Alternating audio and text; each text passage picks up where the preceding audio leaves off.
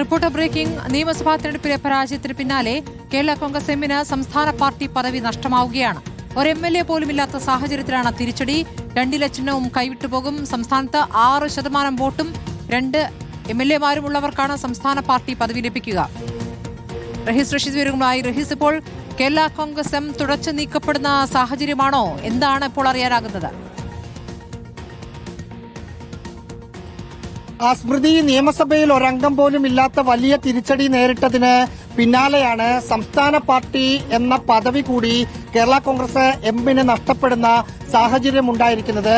ഒരു രാഷ്ട്രീയ പാർട്ടിക്ക് സംസ്ഥാന പാർട്ടി പദവി ലഭിക്കാൻ 2 ക്രൈറ്റീരിയയാണ് ഇലക്ഷൻ കമ്മീഷൻ പറയുന്നത്. ഒന്ന്, തൊട്ടു മുമ്പ് നടക്കുന്ന നിയമസഭാ തെരഞ്ഞെടുപ്പിൽ മൊത്തം പോൾ ചെയ്ത വോട്ടിന്റെ 6% വോട്ടും 2 MLA-മാരും, കുറഞ്ഞത് 2 MLA-മാരും എങ്കിലും വേണമെന്നതാണ്. ഇത് കേരള കോൺഗ്രസ് എമ്മിനില്ല. അതല്ലെങ്കിൽ വേണ്ടത് തൊട്ടു മുമ്പ് നടന്ന ലോക്സഭാ തെരഞ്ഞെടുപ്പിൽ സംസ്ഥാനത്ത് ആകെ പോൾ ചെയ്ത വോട്ടിന്റെ 6%വും ഒരു MP-യുമാണ്. MP എന്ന് പറയുമ്പോൾ ലോക്സഭയിലേക്കുള്ള MP-യാണ്. ഇപ്പോൾ കേരള കോൺഗ്രസ് എമ്മിന് അതുമില്ല. ആകെയുള്ളത് ജോസ് കെ മാണി രാജ്യസഭാ MP എന്ന നിലയിൽ ഉള്ളത് മാത്രമാണ്. അദ്ദേഹത്തിന് അതിൽ കുറച്ചു നാൾ കൂടി ബാക്കിയുണ്ട്. പക്ഷെ രാജ്യസഭാ MP എന്നത് സംസ്ഥാന പാർട്ടിക്ക് ഒരു ക്രൈറ്റീരിയ അല്ല.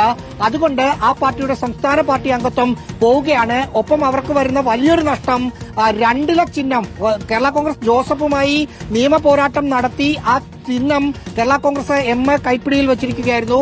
ആ ചിഹ്നം കൂടി നഷ്ടപ്പെടുന്ന ഒരു രാഷ്ട്രീയ സാഹചര്യം കൂടി സംസ്ഥാന പാർട്ടി പദവി പോകുമ്പോൾ കേരള കോൺഗ്രസ് എമ്മിന് ഉണ്ടാകും. സ്മൃതി, ശരി. കേരള കോൺഗ്രസ് എമ്മിന്റെ സംസ്ഥാന രാഷ്ട്രീയ പദവി നഷ്ടപ്പെടുമെന്നുള്ളതാണ് റഹീസ് റഷീദാണ് വിവരങ്ങൾ.